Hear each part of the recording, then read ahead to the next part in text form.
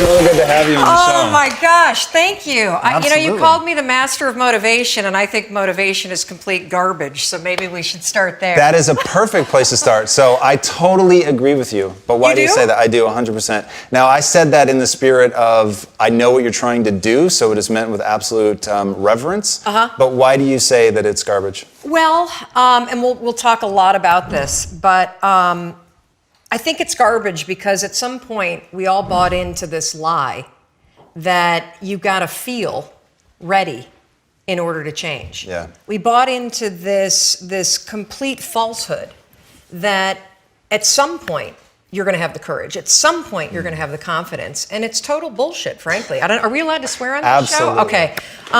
It's complete garbage, and so there are so many people in the world, and you may be watching this right now, and you have these incredible ideas, and what you think is missing is motivation. And that's not true.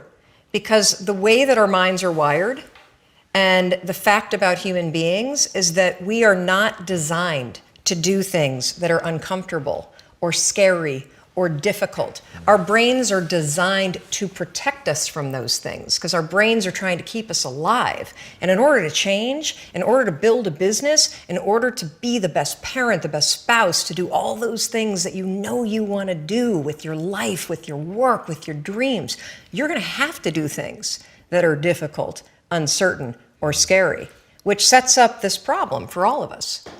You're never going to feel like it. Motivation's garbage. You only feel motivated to do the things that are easy, right?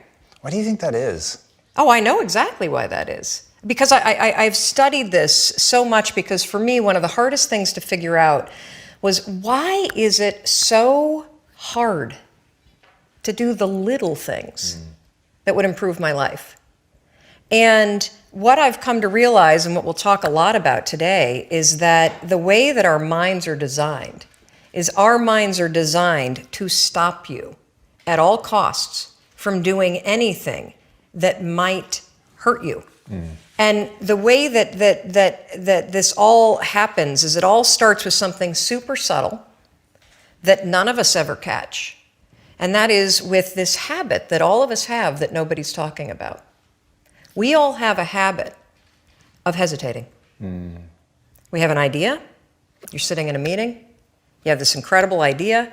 And instead of just, saying it, you stop and you hesitate. Now, what none of us realize is that when you hesitate, just that moment, that micro moment, that small hesitation, it sends a stress signal to your brain. It wakes your brain up, and your brain all of a sudden goes, oh wait a minute, why is he hesitating? He didn't hesitate when he put on his killer spiky sneakers. He didn't hesitate with the really cool track pants. He didn't hesitate with the NASA t-shirt. Now he's hesitating to talk. Something must be up. So then your brain goes to work to protect you. It has a million different ways to protect you. One of them is called the spotlight effect. It's a known phenomenon where your brain magnifies risk. Why? To pull you away from something that it perceives to be a problem. And so you can truly trace every single problem or complaint in your life to silence and hesitation. Those are decisions. And what I do, and what's changed my life, is waking up and realizing that motivation's garbage. I'm never going to feel like doing the things that are tough or difficult or uncertain or scary or new. So I need to stop waiting until I feel like it. And number two, I am one decision away from a totally different marriage, a totally different life, a totally different job, a totally different income, a totally different relationship with my kids. Not like one decision, I'm divorcing you in the marriage example, but one decision on, you could be having a conversation with your spouse and you feel your emotions rise up, and within a tiny window, those emotions can take over and can impact how your marriage goes. Or you can learn how to take control of that micro moment and make a decision to act in a way that actually shifts your marriage. Right. Your life comes down to your decisions. And if you change your decisions, you will change everything.